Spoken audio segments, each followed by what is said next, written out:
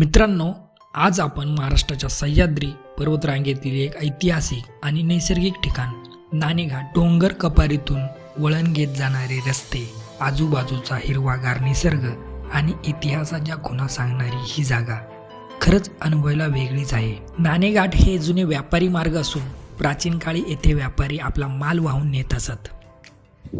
भावना आमचा प्लॅन फसला आणि आम्ही पोहोचलोय आज अक्षरशः तुम्हाला खरं सांगतो नाणेघाट या परिसरात. तर तुम्ही पाहू शकता आज नाणेघाट परिसरात किती धुकं आहे. सॅटर्डे आहे आणि सॅटर्डेमध्ये एवढ्या प्रमाणात धुकं. तर पाहू आता पुढे. नाणेघाट या नावाचा अर्थच आहे नाणी घेणारा घाट, कारण इथे टोल वसूल केला जात असे. तर भावानं तुम्ही पाहू शकता अक्षरशः आम्ही आता पोहोचलेलो आहे नाणेघाटामध्ये आणि नाणेघाटाचा हा दृश्य, हा लुक तुम्ही पाहू शकता.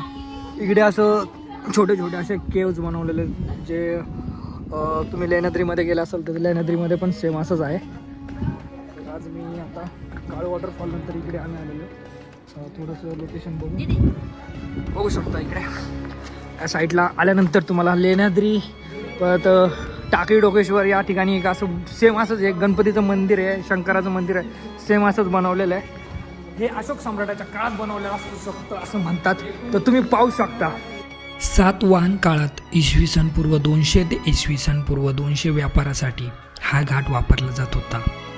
इथे प्राचीन गुहा व शिलालेख आहेत जे सातवाहन राजवंशाचा इतिहास सांगतात.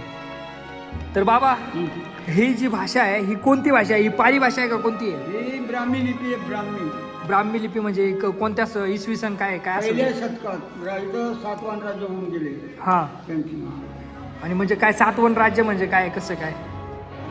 तुम्हाला एवढं दाखव. याला सुरुवात कशी बघता की नाही? सुरुवात माझी सुरुवात करून असं माहिती का, किल्ल्यांची सुरुवात पहिली. हा, पूर्वेला काय, पश्चिमेला काय, मी आखी माहिती 100 घेतो आणि आखी माहिती दक्षिण उत्तर सह्याद्रीचे किल्ले कसे. म्हणजे फ्री ऑफ कॉस्ट नाही आहे? नाही, गाईड आहे मी.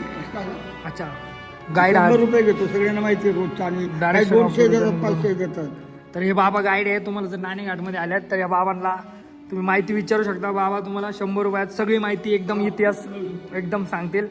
तर व्हिडिओला जास्तीत जास्त शेअर करा आणि या बाबांना नक्की भेटा, कारण की बाबांचं नाव आहे गणू शंकर धामसे. तर भावानं पाहू शकता. तिथून आल्यानंतर तुम्हाला अशा इथे पाण्याच्या टँक्स भेटतील, खूप असे सारे पाण्याच्या वॉटर टँक्स आहे. आणि काही निर्लज्ज लोकांनी इथे गुटखा खाऊन टाकलेला आहे.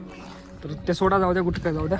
इथे पाण्याच्या टाक्या बघा, निसर्गरम्य वातावरण, खाली एकदम असं धुकं झालेलं आहे. एकच नंबर लोकेशन आहे भावानं, एकच नंबर. आणि वरच्या साईडला पण हे आहेत. माझा मित्र एक गेला होता खाली, पण तो परत वरती आला वाटतं. पाहू शकता, खूप छान वाटतं लोकेशन.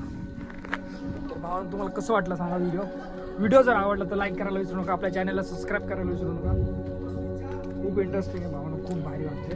तर मी आता इकडूनच चाललो आहे. कसं आहे वरती, काय कसं आहे, खूप छान आहे यार.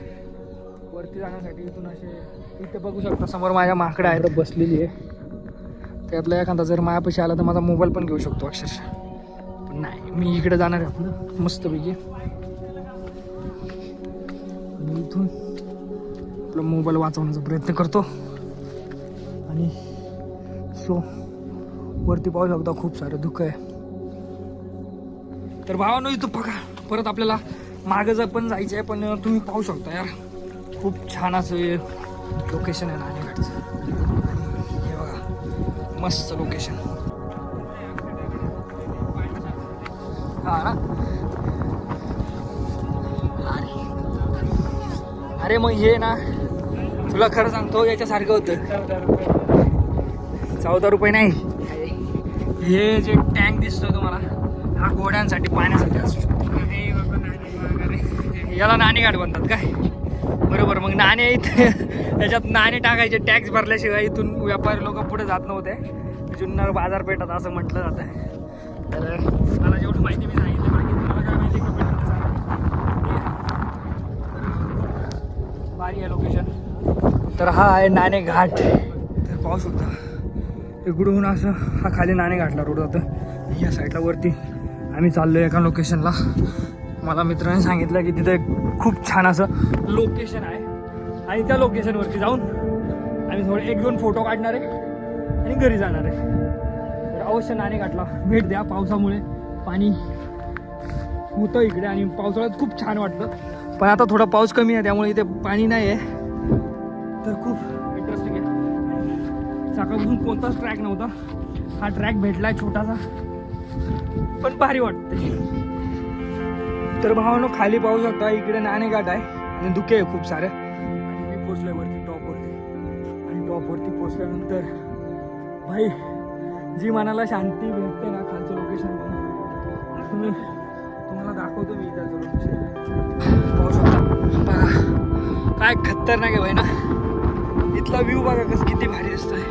तुम्हाला मी बॅरिगेटच्या पलीकडे जाऊन दाखवतो. हो तर भावांनो ते बघा बघा काय खतरनाक आहे ना. असं वाटतं ढगात आलं आपण ढगात आल्यासारखं वाटायला लागले अक्षरशः. खतरनाक ना. कंटाळा आलाय खाली उतरायचा कंटाळा आलाय. तर भावानं बघा हा आमचे ट्रॅकर किती वर्षातनं ट्रॅकिंगसाठी आले तरी म्हणतात खाली जायचा कंटाळा आलेला. अरे उठ ना. अरे असं कसं मर्द मराठा मावळा आहेस तू आणि तुला खाली उतरायला लाज वाटते का रे. चल लवकर. तर भावना आता आम्ही जाणार आहे इथून खाली. आणि खरं सांगतो चल चल चल चल लवकर चल. लाजू नको चल उठ. तो लाजतोय कारण की बऱ्याच दिवसांनी तो आला ट्रॅकिंगला त्यामुळे त्याला थकवा आला थोडा. त्याला मी आता एक गोळी देतो थोड्या वेळाने म्हणजे तो बरं वाटेल त्याला. तर बघू चला पुढच्या व्हिडिओमध्ये काय होतं. तर मित्रांनो हा होता आपला नाणेघाटाचा प्रवास. छोटासा अनुभव. इतिहास निसर्ग आणि साहस हे तिन्ही एका ठिकाणी अनुभवायचे असतील तर नाणेघाटाला नक्कीच भेट द्या. आवडलं असेल तर व्हिडिओला लाईक शेअर आणि सबस्क्राईब करायला विसरू नका.